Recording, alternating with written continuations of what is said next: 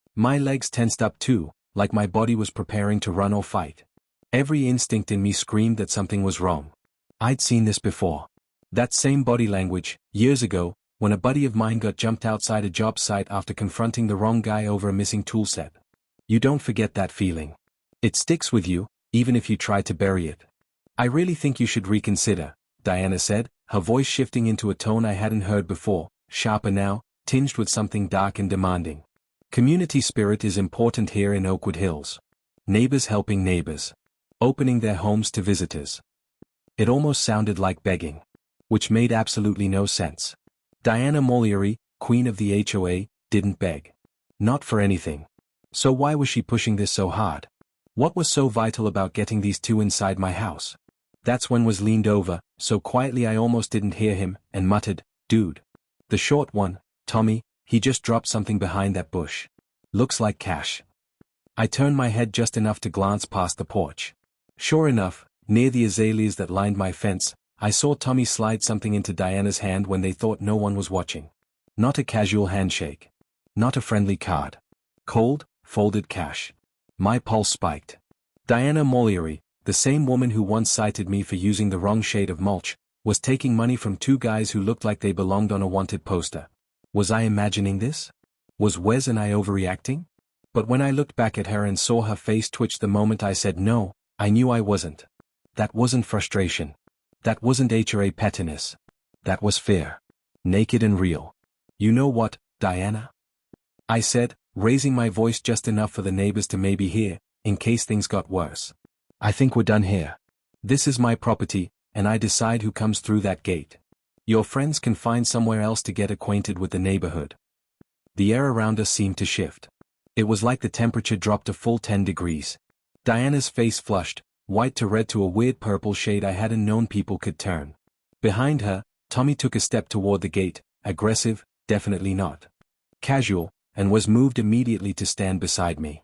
Diana looked at me then like she was watching her whole plan collapse in real time. "Fine," she spat, all pretense stripped away. "But don't think this is over, Mr. Cole. I've tried to be reasonable. Tried to help you fit into this community. But if you want to be difficult, if you want to disrespect me and my guests." She stopped, breathing heavily like she was trying to keep from saying something worse. "I'm calling the police," she said. "You'll regret treating me this way." She spun around and stalked back toward her house, pulling out her phone as she went. Jake and Tommy didn't follow her right away. They lingered at the edge of my property, staring at my house like they were memorizing every door and window. Finally, they turned to follow Diana, and I could have sworn I heard one of them mutter backup plan as they disappeared around the corner. Wes stepped closer, voice low and grim. "She's not just trying to intimidate you. She's scared. Not of us. Of them. She brought them into something and now it's spiraling out of control." I stood in my driveway, heart pounding so hard I could hear it in my ears. The truth hit me all at once. Diana hadn't just shown up for a casual neighborly visit. She hadn't even come to intimidate me. She came to get them inside. And when I refused, she panicked. Why? And why my house? 20 minutes later, I got my answer. Sirens. 2 of them at first, flashing and wailing like they were coming for a full-blown emergency. Patrol cars pulled up to my curb like I was hosting a hostage situation. My quiet Saturday barbecue had turned into neighborhood theater. I saw blinds flicking shut all up and down the block, like dominoes falling. The whole neighborhood was watching, just not openly. Everyone saw what was happening, but no one was stepping outside. And here came Diana again. She emerged from her house like she was leading a parade, this time dressed in one of her signature power suits, heels clicking on the pavement, lipstick fresh. She'd changed clothes before calling the cops. She'd gotten ready for this moment like it was her big scene. Officer Williams, a young guy with kind eyes and the expression of someone who definitely did not want to be there, knocked on my door. His partner stayed near Diana, talking to her in hushed tones. "Mr. Cole," he said politely, flipping through a notepad. "We received a complaint about a disturbance. Mind if we ask you a few questions?" For a second, I thought this is it. They're going to cuff me. No one's going to believe the truth. I took a breath and invited them in.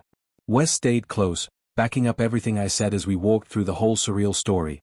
The 2 strangers, Diana's creepy persistence, the weird tension, the money. "So, you refuse to let these individuals onto your property?" Officer Williams asked, glancing up from his notepad. Correct, I said. He looked confused. He called over to Diana. Mr. Cole has every right to control access to his property. I'm not sure what disturbance occurred here. Diana's face reddened again. She launched into a spiel about community values, disrespect, and how I'd violated the HOA's standards of hospitality. That's when Wes came jogging back in with his phone. Gavin. You need to see this. He'd been filming most of the interaction. A hunch, he said later.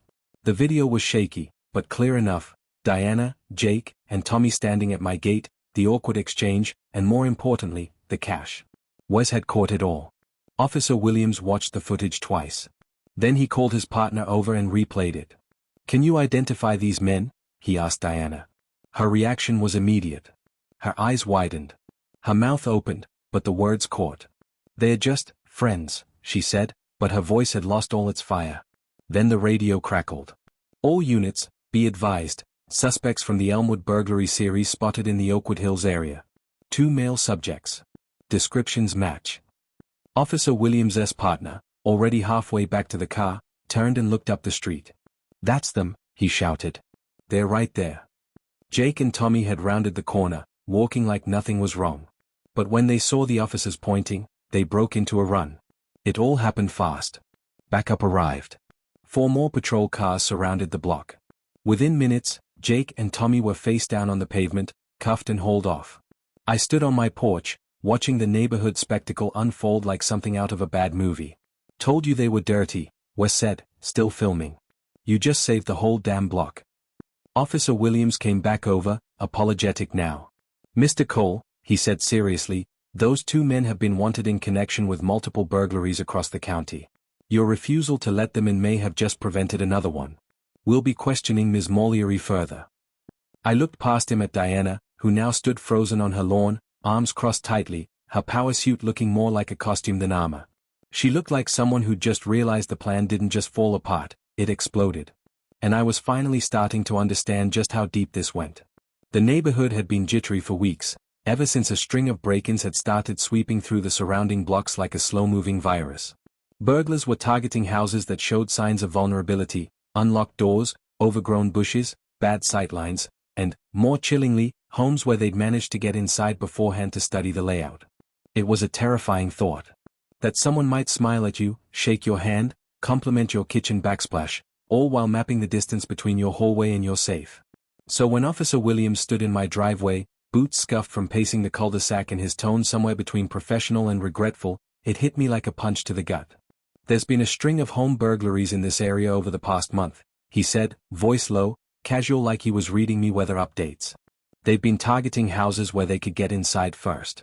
You know, case the layout, figure out the security system. Look for weaknesses. He paused then, almost theatrically, like he already knew what I was about to remember. My eyes shifted instinctively to Diana, who stood across the lawn like a statue made of denial. She was rigid, arms crossed, the wind catching the edge of her HOA blazer. From the outside, she looked calm. But up close, even from this distance, you could tell something had short-circuited behind her eyes. Officer Williams followed my gaze. Any idea why Miss Mallory might have been trying to get those 2 into your house? It was like a floodgate opened in my mind. Every strange interaction of the past week lined up in my memory like dominoes, each one toppling into the next. Diana's unusually insistent request that I let Jake and Tommy into my home to help with some HOA survey. Her flustered, almost frantic tone when I refused. The whispered conversation was caught on video, Diana passing them an envelope. It wasn't just her being weird or overbearing. She'd had a plan. And it started with getting those men through my front door. For what exactly? Use your imagination. I sure did. Wes was already filming again, capturing everything from the moment the police arrived. His phone camera panned slowly to Diana, who tried to remain calm but looked like she was standing on a trapdoor with a fraying rope. 2 officers approached her, not aggressively, but with an authority you could feel in your chest. We're going to need to ask you about your relationship with these suspects, one said. We have evidence suggesting you may have been working with them. Diana blinked. Once. Twice.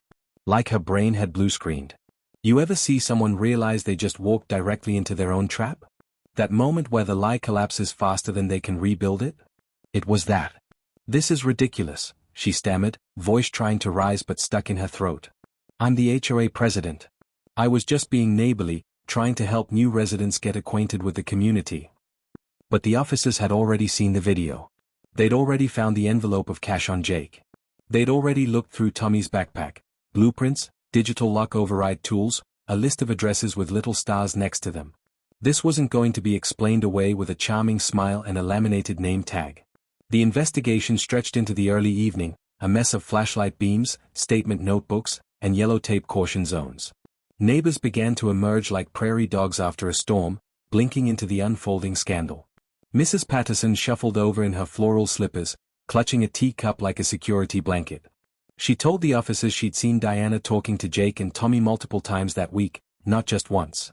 Another neighbor added that Diana had been making wellness checks to homes that, coincidentally, were later broken into.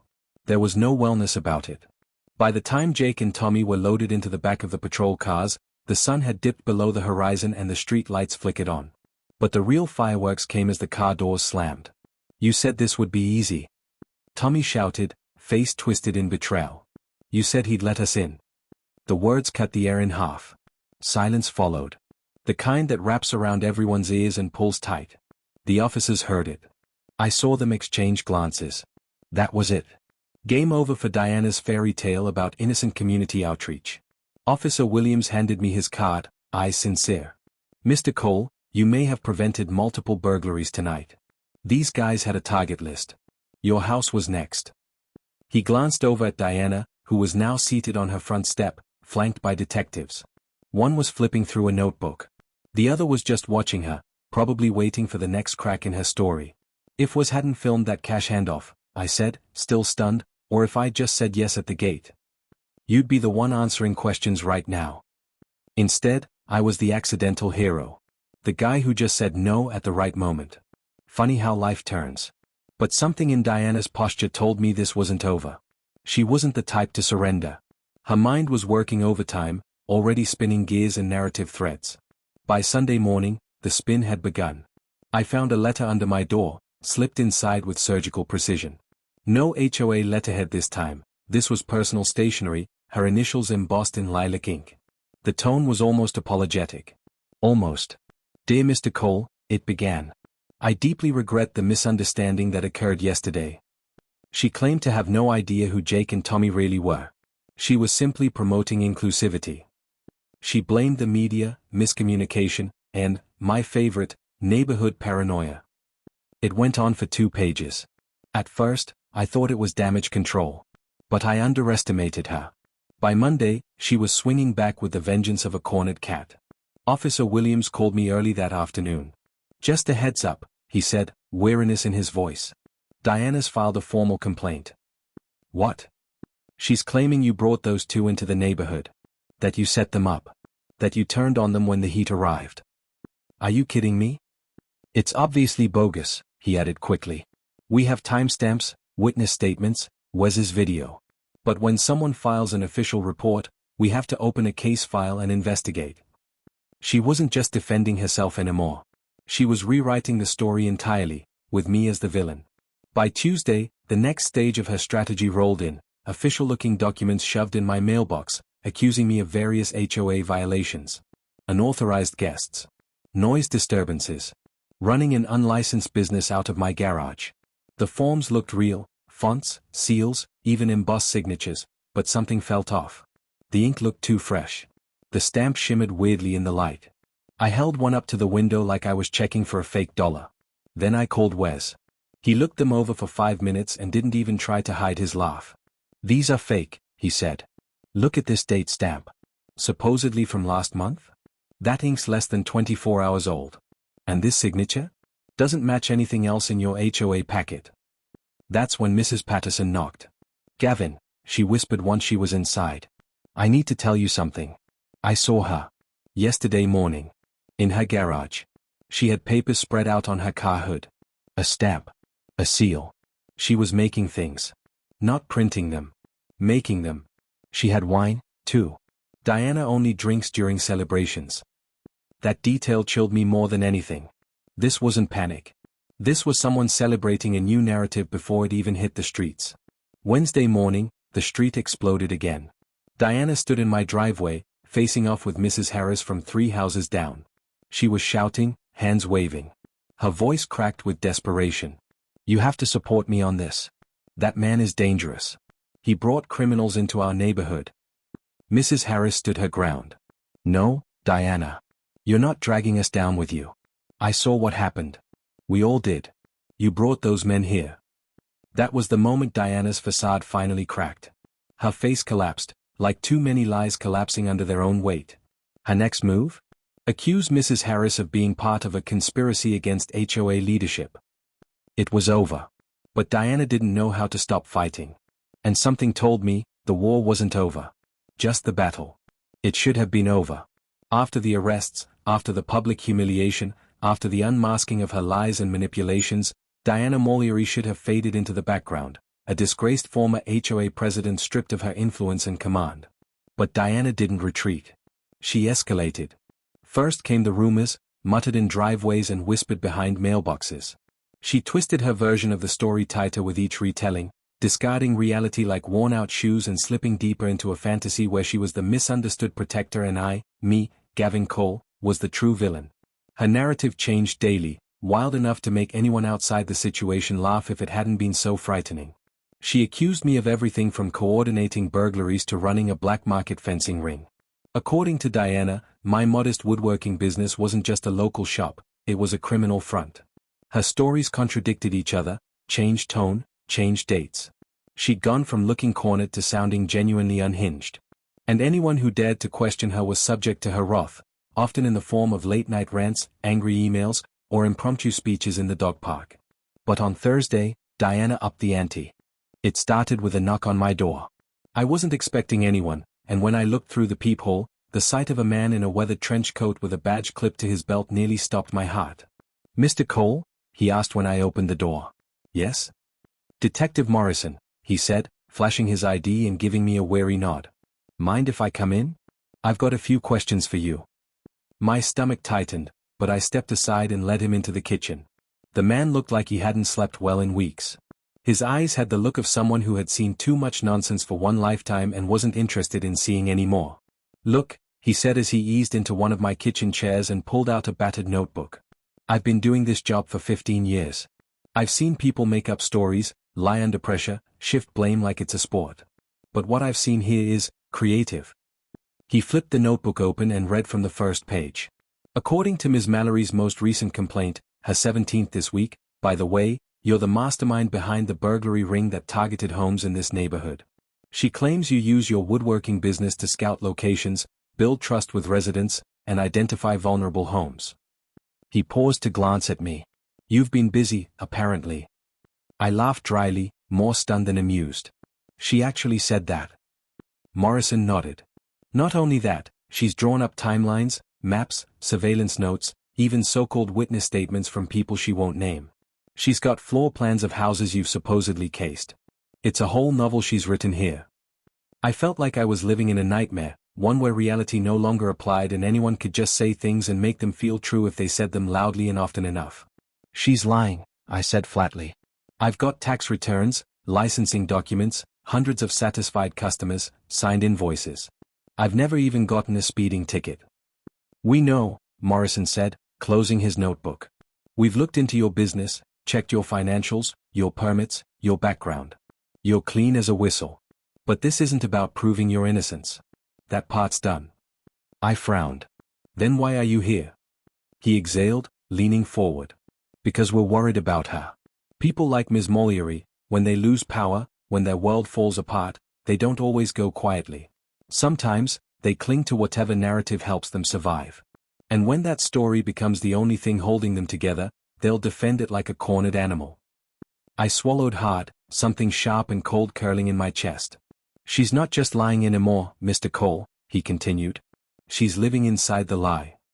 He stood up, fishing a card from his coat pocket and handing it to me. "Install cameras, lock your doors, tell your neighbors to be alert. We're monitoring her, but people like Diana don't always follow rules. And we can't be everywhere." That night, I sat alone in my living room as the rain pattered softly against the windows, thinking about the quiet life I'd built when I moved here. A fresh start. A small business, a modest home, friendly neighbors. And now, all of it under siege by someone who used to plan barbecues and enforce lawn height regulations. Diana had fallen, but she wasn't letting go. She was clawing at the edges of her ruined kingdom, trying to pull anyone she could down with her.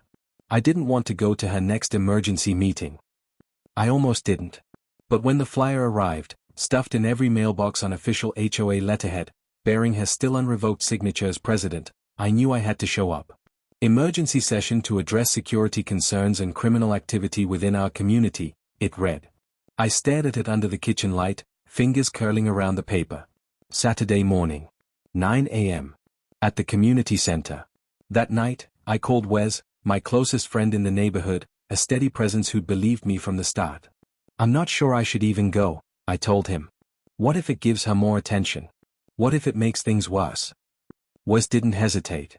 If you don't show up, she gets to tell her story without anyone challenging it. And people will listen, even if it's crazy. That's how these things spread. If you don't speak, she owns the story. So I went. Saturday morning arrived gray and drizzling, the sky heavy with mist. I walked to the community center with a knot in my stomach, expecting to find a handful of diehard Diana supporters and maybe a few curious neighbors. Instead, nearly 30 people had gathered, seated in rows of folding chairs like a jury waiting for opening arguments. At the front of the room stood Diana, prim, polished, and strangely serene. But what caught my eye was the flip chart beside her, covered in photographs, notes, arrows, and strings. It looked like something out of a detective show. Images of my house. My truck. Screenshots of me carrying lumber. Receipts taped in place like evidence. I felt my heart crawl into my throat. Thank you all for coming, Diana began, her voice tight but commanding. We're here today to discuss the growing criminal threat in our community, someone who has betrayed our trust under the guise of honest business. She gestured toward the chart dramatically, the same way she might have once introduced a guest speaker or honored a block party volunteer. But this wasn't neighborhood spirit, it was personal war. Diana spun her tale again, only this time to a captive audience. Her voice took on a rehearsed cadence as she laid out her theory. That I, Gavin Cole, had orchestrated a series of home invasions using my business as a smokescreen. That Jake and Tommy were my accomplices. That I had been planning this for months, maybe years. At first, I was too stunned to speak. A few people in the audience were nodding, confused or concerned, unsure of what to believe. It was terrifying. Then, about 10 minutes into her diatribe, someone cleared their throat. "Excuse me," came a voice from the second row. Harrison Beck. Retired insurance investigator. HOA veteran. Widely respected. He stood slowly, holding a leather briefcase. "I've been listening, Diana," he said, "and I've also been doing a little research of my own." He opened the case and pulled out a thick folder. "Let's start with this so-called incident report. According to your timeline, it occurred while you were in California visiting your sister. I checked the community center logs. You booked a flight the week before. I even called the airline." A ripple of unease spread through the room. "And this witness statement? From Mrs. Rodriguez? She moved out 6 months ago. To Phoenix. I helped her pack." Harrison walked to the front table and laid the folder down with quiet finality. "I chased fraud for 30 years, Diana. I know it when I see it. And this? This is fabricated." Diana's face turned from confident to pale. Her lips parted, searching for a comeback that wouldn't come. "This isn't just dishonesty," Harrison continued. "This is dangerous. You tried to frame an innocent man." Then came the finishing blow. He pulled out a worn hardcover binder, the original HOA charter. "I helped write these bylaws 20 years ago. And there's a clause, Section 42, subsection D. It states that if a sitting HOA president is found to have engaged in criminal behavior or gross misconduct, the community may call an immediate vote of no confidence." The room stilled. Eep suggestions. The ridiculous work vehicle ban was replaced with a rule allowing business-related parking as long as it wasn't obstructive. But more than the policy changes, it was the atmosphere that changed. The fear lifted. Kids biked down the street laughing again, not darting nervous glances at clipboards. Porch lights were a little brighter. Grass grew a little longer, and no one cared. The neighborhood stopped looking like a showroom and started feeling like a home. Then came the call from Detective Morrison. Jake and Tommy had been arrested and charged with multiple counts of burglary and conspiracy. And the best part? They were talkers. They'd spilled everything. Diana had been paying them $500 per successful robbery. She identified targets. She gave them access. During her community wellness checks, she was really casing homes. The detective didn't mince words. You stopping them probably saved a dozen families. She wasn't just an overzealous rule enforcer. She was a criminal conspirator. She'd weaponized her position to rob her own neighbors. Morrison added that Diana was being charged with conspiracy to commit burglary, obstruction of justice, and filing false police reports. Her lawyer was already trying to negotiate a plea deal. But with the mountain of evidence, the detective said, let's just say Ms. Mallory's going to have plenty of time to think about her choices. And then came the cookies. I was out in my workshop the next morning, finally installing a security light I'd been too nervous to mount for months, when little Emma Harris trotted up the driveway. 8 years old, beaming with pride, clutching a plate covered in aluminum foil. My mom says thank you for making the scary lady go away, she chirped, presenting the cookies like treasure. Now I don't have to cut the grass every single week. I like our grass now. I laughed and handed her something I'd carved the night before, a tiny wood plaque that read, Emma's Porch Patrol, Official HOA Cookie Inspector. She held it like it was an Olympic medal. Her mother waved from the sidewalk, smiling through tears. That single moment, an 8-year-old handing me cookies and reclaiming her yard, meant more than all the legal victories combined. The changes kept coming. Mrs. Patterson began hosting morning coffee chats on her front porch, something she'd apparently wanted to do for years but was afraid Diana would call an authorized gathering. Down the street, the Smiths hung real wind chimes, ones that actually chimed, without fear of noise violation notices. Teenagers played basketball without scanning for HOA patrol cars. Neighbors helped each other again. The fences between yards might have stayed up, but the emotional walls were gone. Harrison called another community meeting, but this time, it wasn't to enforce compliance. It was to dream. Ideas flowed, community gardens, a shared tool library, potlucks, block parties. I'd never seen so many people show up to a meeting without being threatened with fines. You helped carve out something better, Harrison said to me after the meeting. Then he handed me a brass key. Old HRA file cabinet. Thought someone who reads the fine print should be in charge of the rules. It was strange. My little woodshop, the same one Diana once tried to shut down, was now seen as the place where truth had been carved, where the fight back began. My business took off. People started calling me from other neighborhoods. They wanted custom signage, but they also wanted advice. On how to deal with power trippers. On how to stand their ground. I guess surviving an HRA tyrant gave me some kind of weird credibility. 3 months later, I stood at the front entrance of Oakwood Hills, installing the new community sign. Gone was Diana's cold, granite monstrosity with a list of regulations beneath it. In its place, a simple carved oak sign, warm and inviting. Oakwood Hills, a community of neighbors. Mrs. Patterson showed up with a mug of coffee. She watched me work for a moment, then said softly, I never thought I'd see this place peaceful again. Diana had us all afraid of each other. But now, it feels like we're building something. She was right. 6 months later, the case wrapped. Jake and Tommy were sentenced to 5 years. Diana got 18 months in community service. Her house sold to a young couple with 2 kids, kids who now ran laughing through sprinklers and drew chalk hearts on the sidewalk. And me? I learned something Gramps always said, wood doesn't lie. You just have to carve away the mess. If you're dealing with a clipboard tyrant, an HOA overlord, or anyone hiding behind fine print to make your life harder, keep the receipts. Know your rights. And speak up. Because sometimes, the quietest fights change everything. The end.